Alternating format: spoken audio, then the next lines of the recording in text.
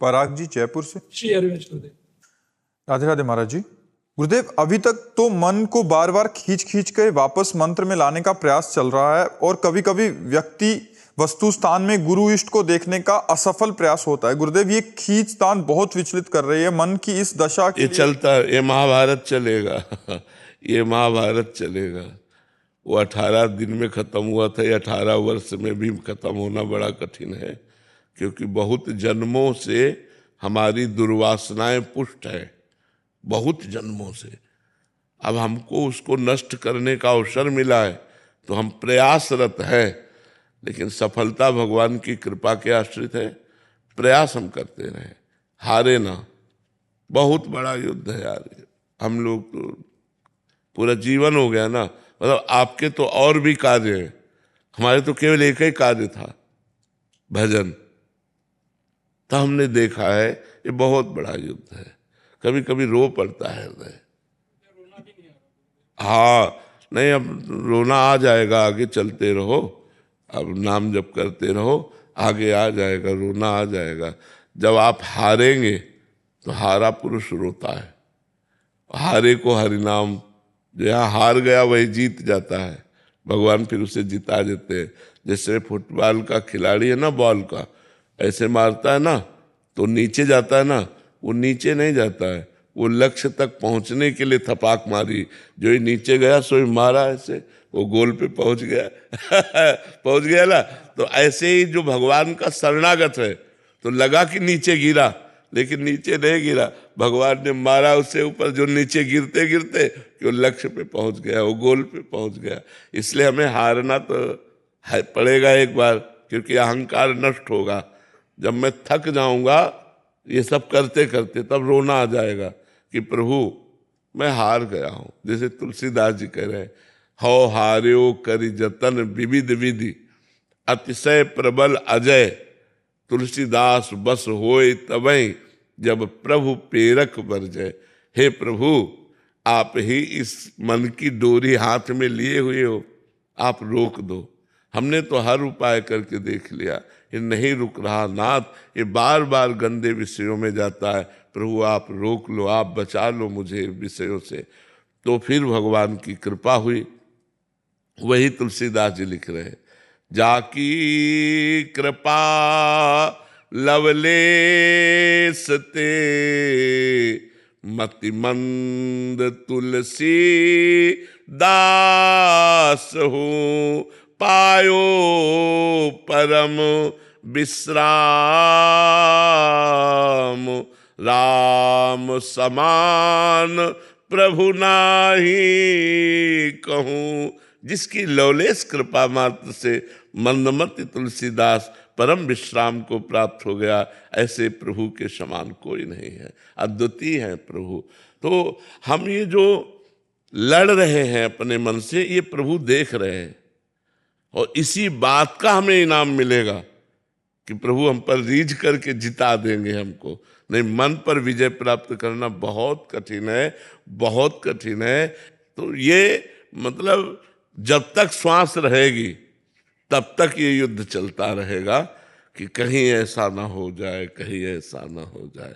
और इस राह में कोई साथी नहीं मिलता, कोई साथी नहीं है इस राह में, कोई साथी नहीं। चल चला चल राह में, अनुभूतियों का ले सहारा, कौन तेरा साथ देगा, व्यर्थ में किसको पुकारा। यार तुम्हारा कोई साथी नहीं मिलेगा सत्य में चलने पर। साथी केवल एक परमात्मा ही होगा, और तुम्हारी अनुभूतियां होंगी तब चल। अच्छे आदमी का कोई साथ नहीं देता, बुरे आदमी के दसियों मित्र होते हैं, लेकिन अच्छे आदमी के मित्र नहीं होते। इसलिए अच्छे आदमी बनो और भगवान को अपना दोस्त बनाओ, और ये युद्ध जारी रखो। बार बार मन को हटाकर विषयों से भगवान में लगाओ, इसका इनाम मिलेगा तुम्हें। एक एक सेकंड का हिसाब देते हैं भगवान। ये जो आप जल रहे हो, आप लड़ रहे हो मन से, इसका इनाम मिलेगा, आप निहाल हो जाओगे, आप आनंद मगन हो जाओगे। जितना भजन कर लिया इतने में ही मगन हो जाओगे। चिंता मत करो, ये व्यर्थ नहीं जा रहा। ये आपकी लड़ाई, आपका भजन, आपकी भगवान के प्रति जो चेष्टा है, एक एक सेकंड की लिखी जा रही, ये व्यर्थ नहीं जाएगी। पक्का समझ लो, हमारी बात पर विश्वास रखो और लड़ते रहो, जीत जाओगे। महर्षि, ये सब साधकों का ही प्रश्न है जो आप इस विषय पे चर्चा कर रहे हैं। तो महाराज जी, इस यात्रा में जैसे इनिशियल जो प्रारंभ हुई तो जलन बहुत ज्यादा होती है, तो इसके क्रम में धीरे धीरे कम होना शुरू हो जाती है। हाँ, तो धीरे धीरे पता लगता है क्या महाराज जी, इसका सोपान क्या है महाराज जी? जैसे मन कह रहा है कि हम ये विषय भोगे, बहुत जोर से कह रहा है। अब वो इतना कह रहा है कि अब भजन की तरफ लग ही नहीं रहा, केवल वो विषय भोग की तरफ रहे। अब हमको उसे विषय भोग नहीं देना। राधा राधा राधा, वो पागल सा बना देगा कि अब वो चाहिए ही। मतलब जिसने रोका उसकी बात कह रहा हूं। अब शांत हो गया। अब जब दोबारा आएगा तो 90% आएगा, जब तिबारा आएगा तो 80% आएगा, और 10% में आके रुक जाता है। और अगर 50% पे फिर से इसको वो संयोग बैठा दिया तो फिर बढ़ जाएगा, फिर 100% हो जाएगा। अच्छा, ये क्रम चलता रहेगा महाराज जी, ऊपर नीचे वाला, तो इसलिए संयोग ही ना होने पाए। हाँ, देवर्षि नारद जी ने कहा है, साधना करने पर ये तरंग की तरह हो जाता है, समुद्र तरंग की तरह हो जाता है। और अगर संयोग मिला तो तरंग समुद्र बन जाती है।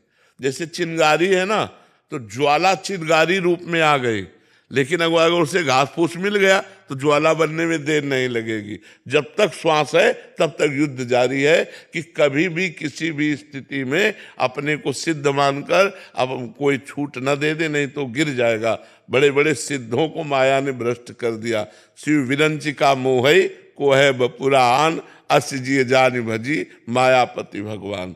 इसलिए सदैव सावधान होकर भजन मार्ग में आगे बढ़ते जाना चाहिए। फिर से एक क्लियर के लिए पूछ रहा हूँ, क्या 10% से फिर 100 हो जाता? इसीलिए कहता हूं कि घटते घटते आता है और 10% में रुक जाता है, और वो 10% तब समाप्त होता है जब भगवत साक्षात्कार हो जाता है। और जब भगवत साक्षात्कार हो जाता है फिर काम खत्म हो जाता है। फिर तो जैसे भुने हुए चने में आप चाहे जितना दाना वो पानी खाद लगाओ, अंकुरण नहीं हो सकता। ऐसे संत के जो भगवत प्राप्त है उनके हृदय में काम आदि दोषों का प्रादुर्भाव नहीं होता। तो कामादिक मद दम्भ न जाके, तात निरंतर बस में ताके। भगवान कहते हैं जिसके काम नहीं है, अहंकार नहीं है, दम्भ नहीं है, ऐसे संतों के मैं अधीन होता हूं। तात निरंतर बस में ताके, कामादिक मद दम्भ न जाके, तात निरंतर बस में ताके। ये बहुत बड़ा अनंत जन्मों से भटकाव मिटाने का हमें अवसर मिला है।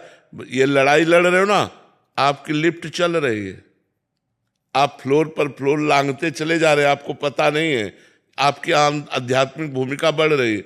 आपको लगेगा मैं वही हूं, जैसे लिफ्ट में खड़ा हुआ लग रहा है कि मैं वही हूं, लेकिन कई फ्लोर क्रॉस कर गए, अध्यात्म के कई फ्लोर क्रॉस कर गए।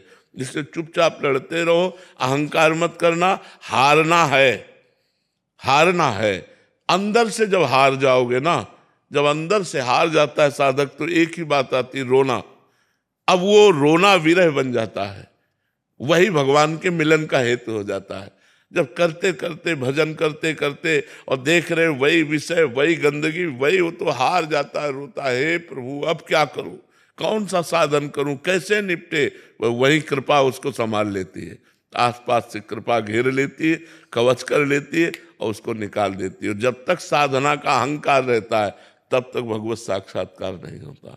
जब साधना का भी अहंकार मिट जाता है, अपना अस्तित्व मिट जाता है, तब भगवत साक्षात्कार होता है।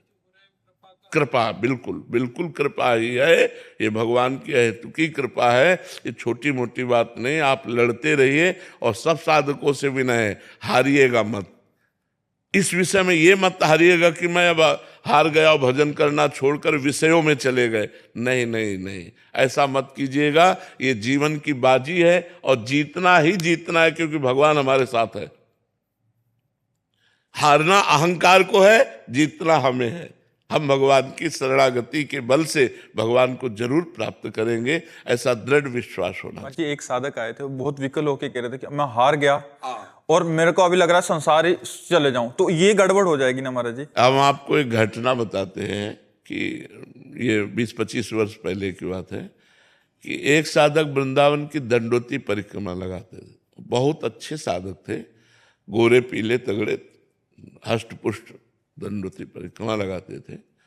नई अवस्था थी, तो वो जिस कपड़े पर लेट कर दंडोती परिक्रमा लगाते थे, एक जर्मनी की स्त्री जो लड़की थी वो देखकर प्रभावित हुई और उसने जर्मनी का नोट समर्पित किया। वो लगाते ही रहते थे दंडोती। तो उनका बाबा, एक भगत आई थी, उसने नोट दिया। अरे उनका बच्चों बच्चों बच्चों, अब अगली बार से उसको डांट देना, पैसा मत लेना, उसको खड़े मत होने देना। दूसरे दिन गए, वो तो रोज हम परिक्रमा लगाते थे रात्रि में 2 बजे से 2 बजे, सूर्योदय होते होते सब हो जाता था। बोले बाबा आज वो हमारा चद्दर ले गई है और इतने नोट दे।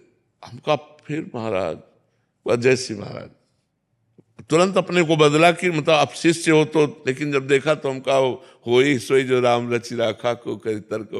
तो हमका महाराज आप संत हो, आप देख लो जैसा। फिर महाराज कहानी आगे बढ़ती चली गई और उनकी दशा ही अलग हो गई। मतलब इतनी मित्रता हो गई कि अब उसने बाइक खरीद दी, बाइक में और घूमना, खत्म दंडोती परिक्रमा। तो ये क्या माया क्या करती है कि जैसे हम लोग भगवत मार्ग में लगे तो दाने डालती है, क्योंकि हमारी कमजोरी पता है ना उसको कि इसको ये पसंद है, इसको ये पसंद है, अंदर है वो बैठी, मनई में तो बैठी है, तो वही चीज हमें देगी, वही संयोग कराएगी। अब हमको लगता है कि भगवान तो कल भी मिल सकते हैं, बस ये बात हो जाती है, हम भूल कर जाते हैं। हमें लगता है आज हम ये खा लेते हैं, कल भगवान तो मिल ही जाएंगे। और भोग इतने मनोहर लगते हैं, इतने सुंदर लगते हैं, इतने प्रिय लगते हैं कि हम भगवान को छोड़ देते हैं और भोगों में भ्रष्ट हो जाते हैं। ये मतलब 1-2 की कहानी नहीं है, ये लाखों चलने वालों को मार के गिरा दिया माया ने।